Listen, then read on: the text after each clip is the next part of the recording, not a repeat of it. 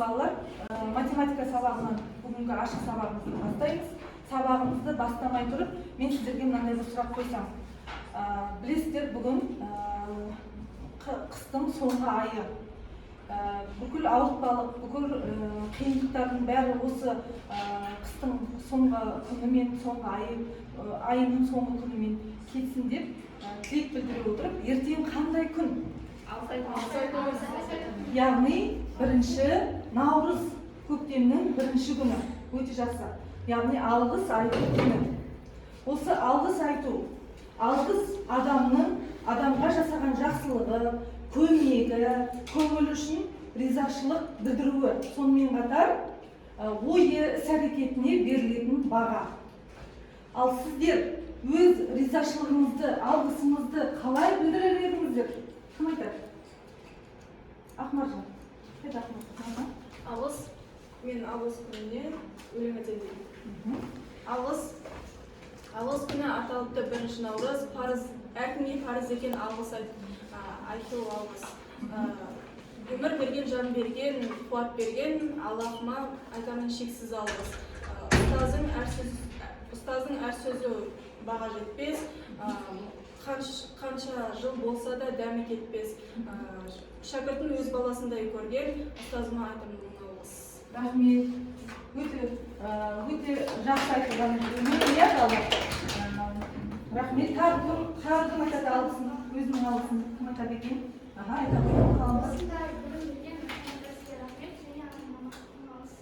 Рахмет, иә, рахмет. Тек қана мен емес, бәрі оқушыларға, ата-аналарымызға міндетті түрде біріншіден Аллаға шүкіршілік айтамыз. Жақсы, тағы кім айтады екен? Осы пенсияның үшін, көмек үшін, сүйіспеншілікпен қолдау үшін рахмет. Жақсы, рахмет.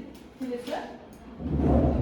Мен алғыс айтуын пайдалана отыра, осы күнге бізді жеткізген, біз үшін қанын жанын төккен ата-бабамызға рахмет. Иә, ең бірінші осы ата-бабамызға да алғысымызды білдіргеніміз дұрыс, өте дұрыс сандырғыш. Жақсы, тағы кім айтады екен? Қысқаша айтайық. Қалың қыз.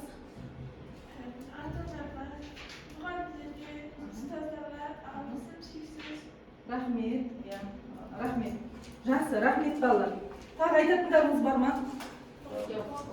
Балалар, Аллаға шүкіршілігімізді ата-анамызға, туған туысқандарымызға, бауырларымызға, достарымызға, мектептен келе жатқан, осы міне колледжге келіп тапсырып жатқан достарымызға, оқытушыларымызға білім нәрімен сусындап жатқан, тәрбие беріп жатқан, мысалы, сол алғыстарымызды енді біз әртүрлі тілде мына алғыс ағашына жазсақ.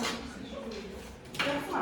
Мына стикерлерге әртүрлі тілде рахмет деген сөзді жазып, ары қарай таратып жіберіңіздер.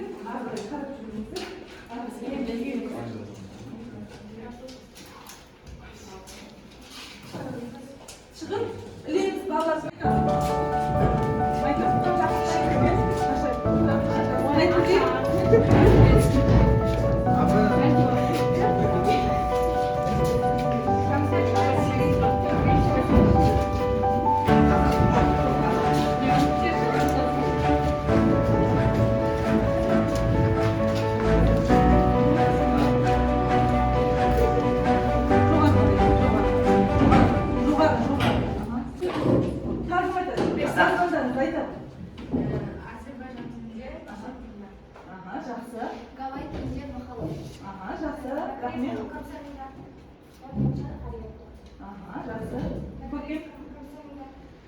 Жақсы, тағы? Айта беріңіздер, орын. Өзбек тіліне? Рахмет, жақсы. Қалай? Және? Мерси. Сонымен біз бірнеше тілде осы рахмет деген сөзді айтып оны. Сондықтан да бір-бірімізге рахметімізді айтып жүрейік. Өмірдің әр сәтін бағалай білейік. Және алғысымызды әрқашан бір-бірімізге айтып, сыйласып жүрейік. Жақсы ма балалар? Алғыс айтасыңдар. 3 деген сан жорамал бөлігі. Келесі. Түйіндес комплексі. Түйіндес комплексі анықтамасы яғни. Z тең беруші. X қосу. X қосу. Сандарды. Санға. Екінші сан қандай? X plus X X. азайту. Иә. Ай. Теңдеулердің комплекс түбірлері алгебраның негізгі теоремасы. Дәптерлеріңізге жазыңыздар. Түбірлерін анықтау алгебраның негізгі теоремасының мәнін, оның салдарын білу және қолданамыз, яғни есептер шығарамыз, иә балалар. Ал бүгінгі осы сабағымыздың тақырыбымыздың бағалау критерийлері. Яғни қандай критерийлер бойынша бағаланады? Комплекс санның квадрат түбірін шығарады және комплекс сандар жиынында квадрат теңдеулерді шешеді. Жақсы. Енді теориялық материалға келейік. Сіздерге сұрақтар қойып отырамын. Біз жаңа тақырыпты сол сұрақтар арқылы, соған жауап беру арқылы бірге меңгереміз. Жақсы ма? Негізі сіздер өздеріңіз меңгеріп білулеріңіз керек. Бірінші сұрақ мынадай. Нөлден кіші болған жағдайда түбір астында -1 тең ай деп белгіленеді. Түбір астында -1. Ал біз білетіміз, -1 тең ай квадрат. Сонда түбір астында -1 тең айға өзінен тең болады. Сол бойынша түбір астында -d тең түбір астында d ай. -1-ді біз ай деп белгілеп алдық. Түсінікті ма? Енді сонда x тең -b, сонда бөлімі 2. Сонда неше түбірі бар екен? 2 түбірі бар. Қандай? 2 плюс ай, 2 плюс ай және 2 минус ай. Жақсы. Сұрақ бар ма? Бөлігі? Нақты бөлігі. Айталық. Жақсы. Келесі жорамал бөлігі көркем. Жақсы. Жорамал сандар. Айзада. Жорамал сандар, мнимые числа, imaginary numbers. Екінші қатар айтамыз енді. Түйіндес сандар. Түйіндес сандар екінші қатар. Тездетейік, балалар. Тездетейік. Елдос айталық. Елдос.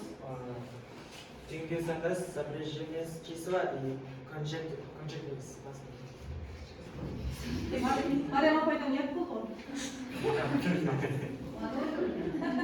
Жақсы.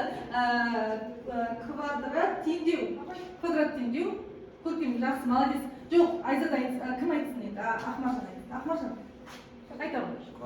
Квадрат теңдеу деген.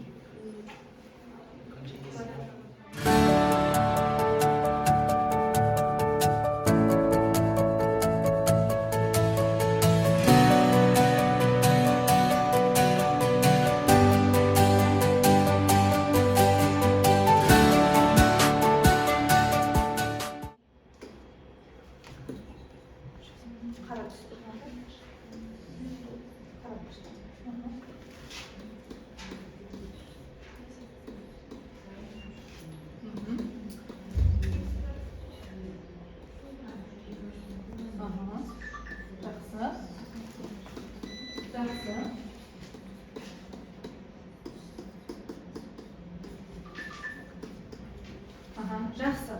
Ал енді түсіндіріп өтейік. Не істедік?